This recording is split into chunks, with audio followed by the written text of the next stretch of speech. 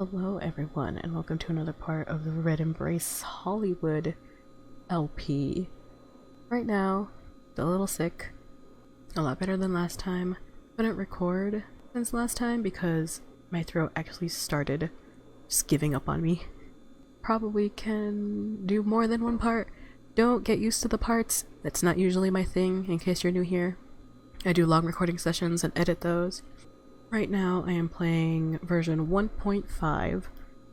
The previous part I was playing version 1.0. Let's get started. Load should be here. Yeah, I tried to play again in September 3rd. Right now it's the 5th. Couldn't do it. It was a disaster. Go back to where we actually ended in the last part. The next thing I knew, I was on the sidewalk outside the club. What the hell was I doing here? Had I blacked out? Was this a dream? I couldn't remember walking outside even though I hadn't drunk anything strong. But I did remember that strange man. What he said to me. A bite. A bite. Did that mean? Nah. What a stupid thing to think. That must have just been a weird hallucination brought on by the flashing lights and pounding music. It stirs me out for going to such a sleazy club, honestly.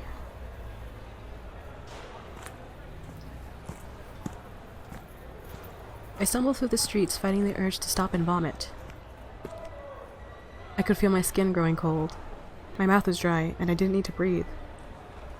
Yet it almost felt like I was floating too, effortlessly gliding forward. At the same time, a surge of painful, muddled emotions rushed through me, and if I could have cried, I think I would have. No, none of this was possible. There had to be some other explanation. Vampires didn't exist. But if they didn't exist, then what was I becoming?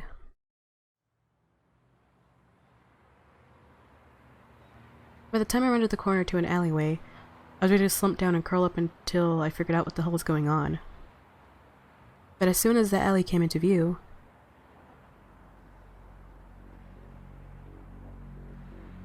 I saw someone standing there, watching me. No, not watching. It seemed more like he was waiting for me.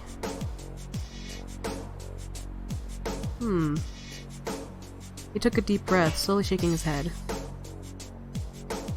You smell fresh. If I strain my ears, I can almost hear water dripping back into the baptismal font. The man's deep voice was accented with an aristocratic southern drawl, each word slow and emphatic. His manner of speech reminded me of a preacher, melodic and a little theatrical. But almost instantly, I sensed that something about him was different. Wrong somehow. Our choices are you like me? Is this a dream? Or who the hell are you? How do I want to play Antonio? Right now I'm like super tired, and y'all know when I'm tired I tend to like go ham. I'm a no nonsense person. But also I'm sick tired. So I don't know what I'm doing. You know what, after what happened to us, like, who the hell are you? Oh, we're not in hell yet, brother. Why, this is purgatory. At least get the zip code right. A knowing smile stretched over his lips, and he adjusted his sunglasses smugly.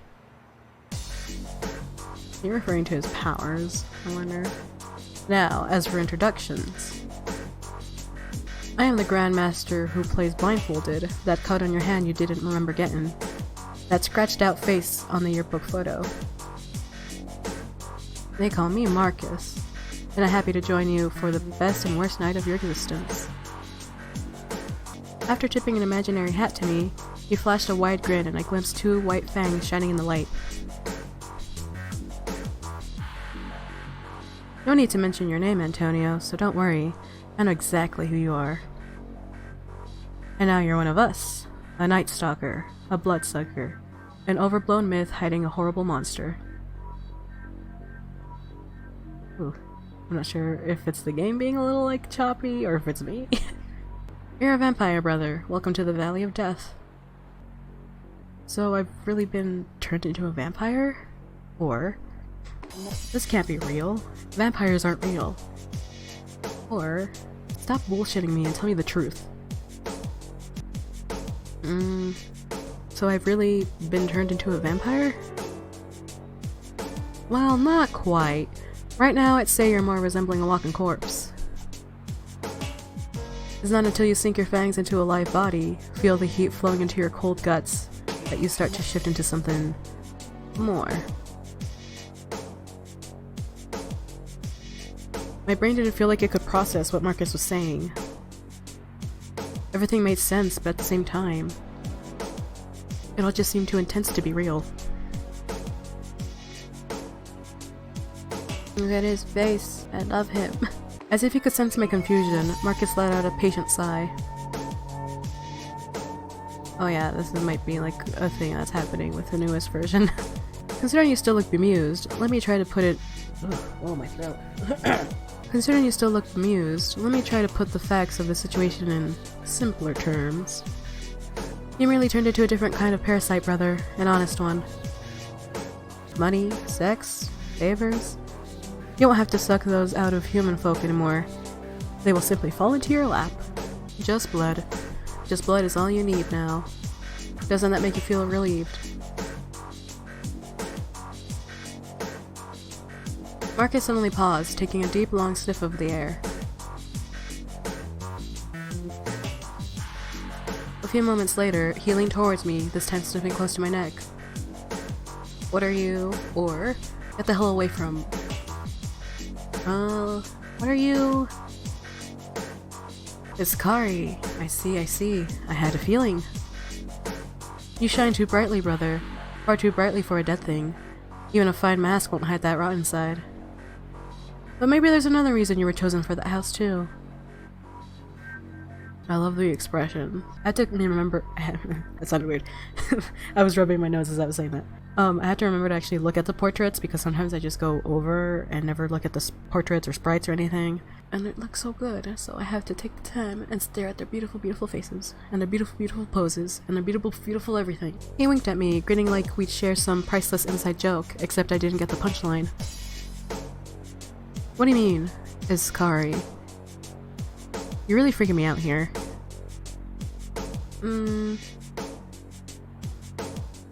I really like you're really freaking me out here. Just because I'm in that mood right now. This is gonna really fuck up my kind of like character building for Antonio, but you know, whatever. You're really freaking me out here.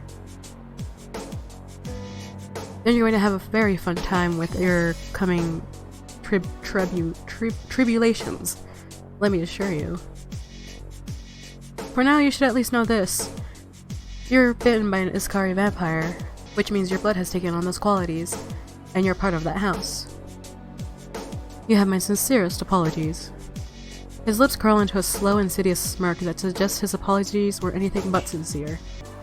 Was anything he said to me sincere, though? Did he actually know what was happening to me, or was he just some crazy druggie on the street? With my mind reeling like this, I couldn't decide which situation was more plausible.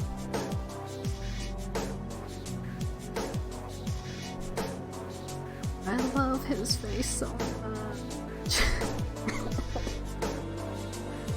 I don't know. I forgot to mention in the last part, well, I did mention that depending on which house I end up being in, that'll decide what route I end up picking and that choice thing, if it's still the same as it was in the demo. I've already said that I was going to keep Marcus last. It would be for my own time. And it would be between Heath and Randall. And since I got the Iskari house, I'm going with Randall. And thus, of course, Heath comes in and fucking sweeps me off my feet again. Alright, I do believe that's enough. Before you get into any trouble, there's someone you need to meet. Come now, back to the pen like a good little lamb. Alright. Or, this is suspicious. Or, I'm not going anywhere with you. That was really suspicious. Don't worry, brother, your time hasn't come yet. Before I had a chance to reply... I read that all wrong, but that's fine. Marcus grabbed my shoulders, pulling me forcefully towards the street. Stay quiet, or try to struggle, or where are you taking me? Stay quiet. We're in the mess. Let's go with it. I bit my lip and said nothing. I wasn't exactly eager to trust him, but I didn't have much of a choice. When we reached the street a few moments later, I noticed a black sedan parked in front of us. It hadn't been there when I walked by earlier. I'm gonna geek out over the sprites, just so you know. Don't worry, my dear. We wouldn't dream of making you ride in anything but luxury. His voice drawled in my ear, ringing with amusement as he opened the backseat door. That's real comforting, thanks. We? Who is we? I like that one. We? Who is we? Oh, you'll see soon enough. Without further ceremony, Marcus shoved me inside the sedan, squeezing in behind me. Is that how you say it? I assume I'm saying that right. Sedan. The second the door closed, the shadowy driver started up the car, and we sped off down the road at an alarming fast pace. I'm not gonna fix that sentence.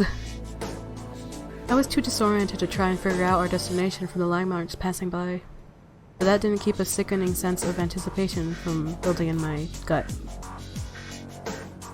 If there are any questions burning in your mind, now might be the time to ask. Marcus murmured to me from the other seat, his eyes glowing faintly behind the dark lenses. I can't promise you much, let alone the answers, but I figure you deserve some semblance of a welcome. Let it never be said that I am not a gentleman.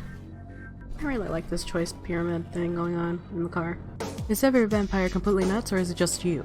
Or, were you waiting for me back there? Or, why was I turned into a vampire? Were you waiting for me back there? I was indeed. Consider me the bouncer to the eternal party in hell. Right, that's enough for now. Or, why was I turned into a vampire? Or, is every vampire completely nuts, or is it just you? Why was I turned into a vampire? You'll have to ask my employer that, I'm afraid. I was probably told the details, but everything in my head sometimes blurs together into one big screaming mask. I keep messing that up no matter how many times I played the demo and read that sentence. Is every vampire like you? Or... yeah, the same, but rude. Or, right, that's enough for now. Is every vampire like you? Fortunately for them, no. I'm only one house out of 3. We're as different in death as we were in life, just a little more damned. Right, that's enough for now. As you say, brother.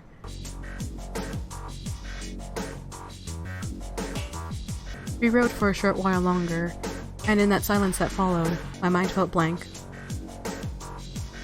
I was slowly coming to terms with what happened, even though the rational part of me insisted I was stuck in a dream.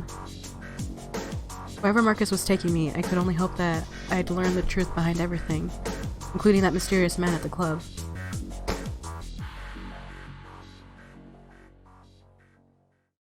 It wasn't long before I arrived at a huge towering building marked with a giant sign that read Hollywood Heights Hotel. I'd passed by this intimidating place before, noticing the unusually high security outside. Everyone who passed through its doors had a certain strange presence about them, even stranger than most of the Hollywood's eccentrics. Eccentrics. Marcus pulled me out of the car and into the hotel's luxurious lobby, his boots clacking on the polished marble floors. We came to a stop in front of a private room, but instead of knocking, Marcus simply barged in.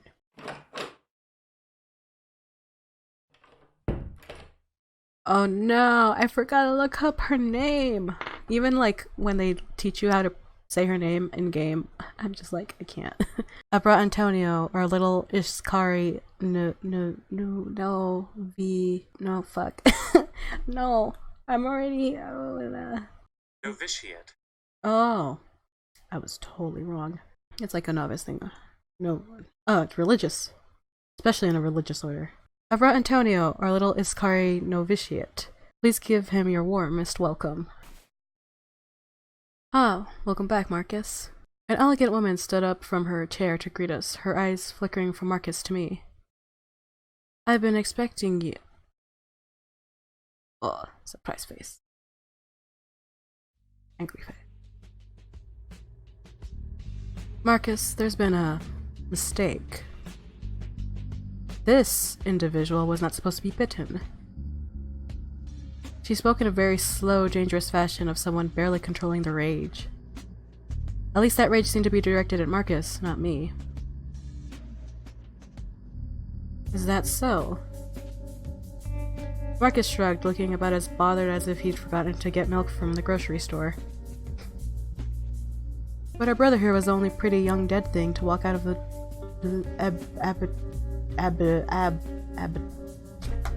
Why are you guys putting these things so early all at once?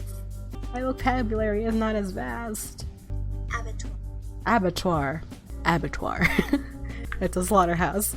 But our brother here was the only pretty young dead thing to walk out of the abattoir. Your lucky candidate must have missed their appointment. Missed there. The woman steepled her fingers to her upper lip, and from the murderous way she was staring at the ground, it was a wonder she didn't burn a hole through it. Just one headache after another. If only I could hire someone competent for a change.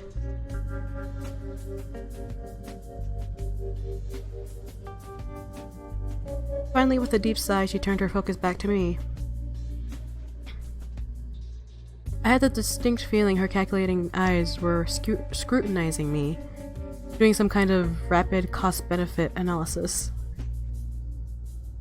The pronunciation I found for her name does not fit that. I swear, devs, I'll get there. I'm gonna have to, like, put that in my brain.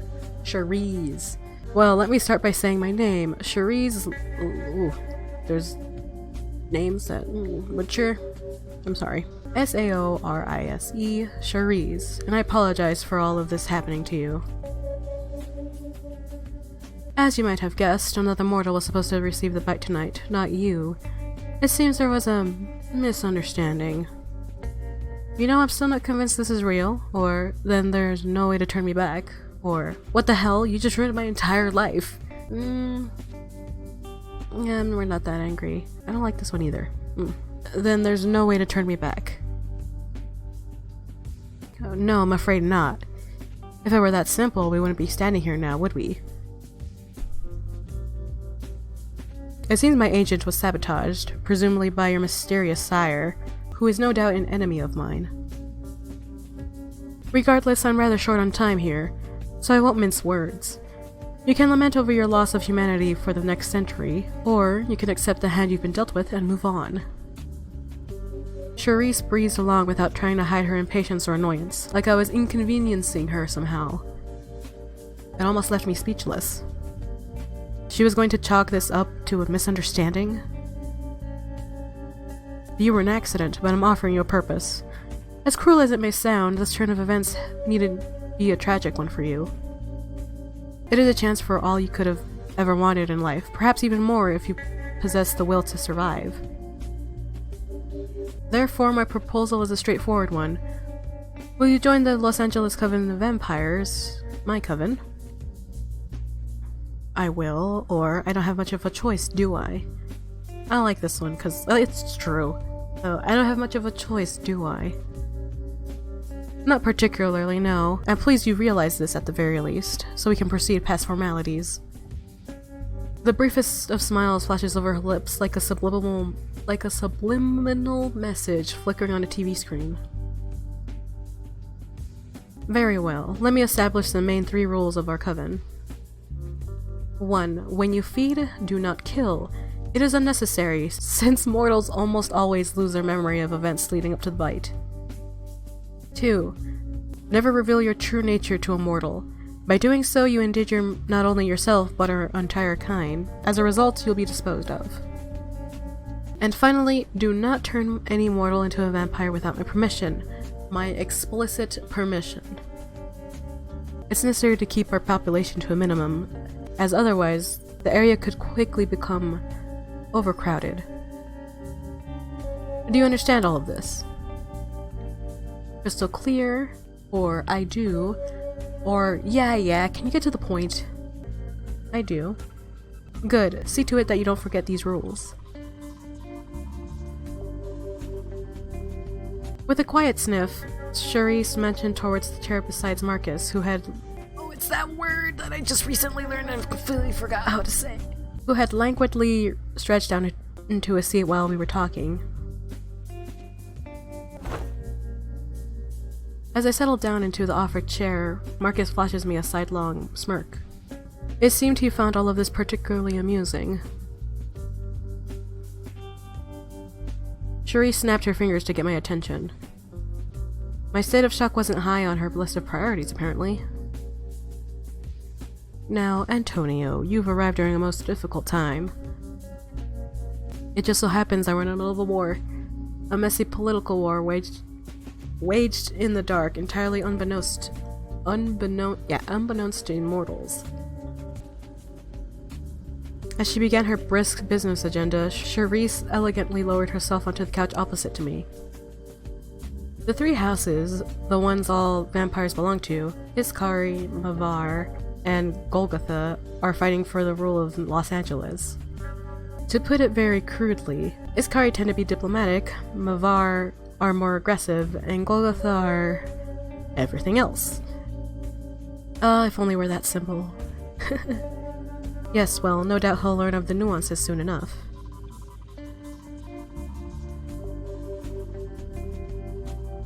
Crossing her legs, Charisse let out a faint sigh, one hand flitting to push up her glasses. The current ruling house is Iskari, which you and I both belong to. We have governed Los Angeles for a number of years, but recently the other houses have gone a little... how shall I put it? Rowdy. We need to negotiate some sort of three-way peace to restore order, but that's easier said than done. There are simply too many secret deals, betrayals, and assassinations going on behind the scenes. However, you are new enough to be politically naive and unbiased. She paused, that critical light glinting in her eyes again. Unlike most of the other vampires in LA, you have neither an existing reputation nor any allegiances to speak of, and thus you may be the key to our reconciliation. I'm listening, go on. I don't know if I like where this is going, or... So you want to use me as your political puppet?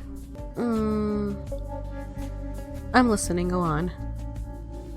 The first task I intend to give you is a simple one, but it will serve as an accurate measure of your potential.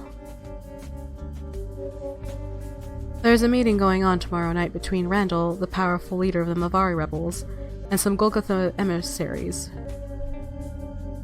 I want you to sneak into the meeting and disrupt it. How can I disrupt it? That seems easy enough. Or, no, I'd rather not walk into a death trap. Okay, how can I disrupt it?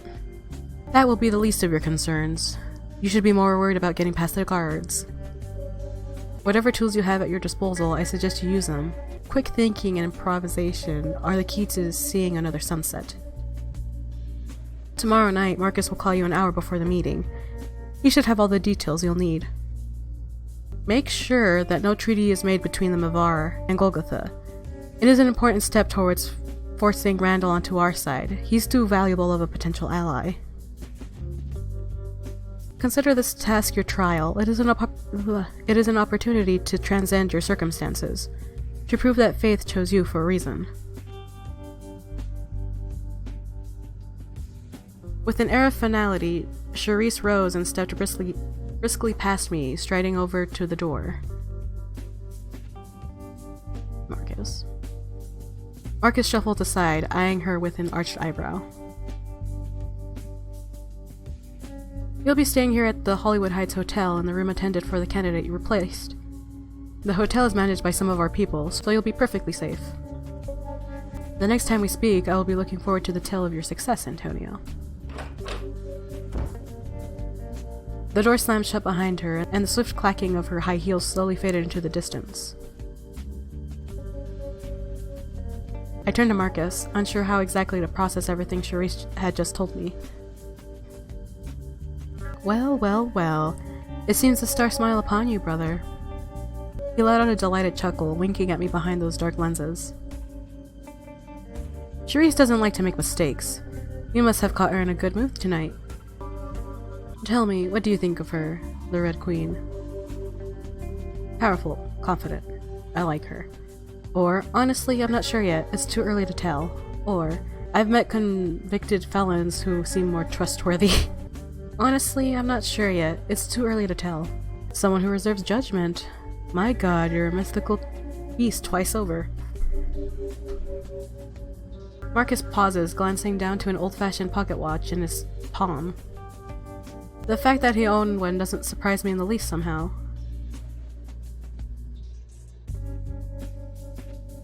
Whoa. I will be calling your room around midnight tomorrow. It would be wise to prepare yourself in every sense of the word. Now it's about time for me to head out, but before I go, I have one last thing to say to you. I don't intend to say it twice. His expression suddenly grew dark. He stared at me intently, as if to confirm I was listening. Do not trust anyone. Every soul you meet in Hollywood is full of lies. Some unintentional, others deliberate. Very rarely does anyone do what they say, or say what they truly mean. Only a fool believes everything they're told. Do you understand me, brother? You mean I can't trust you either? That's impossible. Everyone has to trust someone. Thanks, Marcus. I'll be careful. It's the middle one. It's the middle one. Everyone has to trust someone. No, brother. That is just a Hollywood scam to send you on an express train to hell. Save your own hide first. Once you forget that, it's all over. And to be thoroughly honest, well, I find myself taking an unusual interest in you, Antonio. I see a spark of light, yet remaining in your cadaverous eyes, and it's far too soon to have it blown out. Stop! Marcus! No, stop. God. Snickering softly, he shoves the hand into his pocket, rummaging around for something. Where's the damn... Ah! Here. If you want to finger paint together or whatever it is you Ascari folk do for pleasure, this is where you'll find me. He reaches for my hand, pressing a small object into my palm. My eyes flicker down to see what he'd given me. A small business card, colored bright red and embossed with bold black letters. Blood and Roses. A dark paradise for all your erotic fantasies. Adult movies, magazines, and more. Was I misinterpreting this card, or did Marcus work at a sex shop? It gets me every time! But by the time I glance up again, he was already gone. I haven't even heard the door open or shut. How had he left the room so suddenly? Maybe it was for the best I didn't know.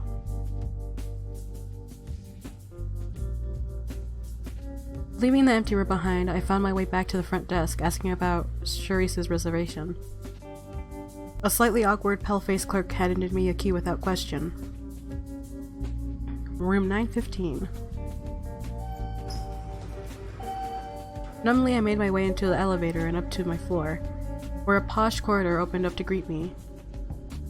The room numbers felt like they passed by in a blurry marquee. 909, 911, 913, 915. My new home. Sparkling clean, warmly lit, beautifully decorated, and almost too glamorous to be real. The kind of room where you see stars partying, orgying, and overdosing, ringing up their agents, shutting the curtains to hide from camera flashes, straight out of a magazine. Up close, though, I realized the room was just as dead as me. The cameras were the only thing that made it seem so alive. A part of me had guessed that already.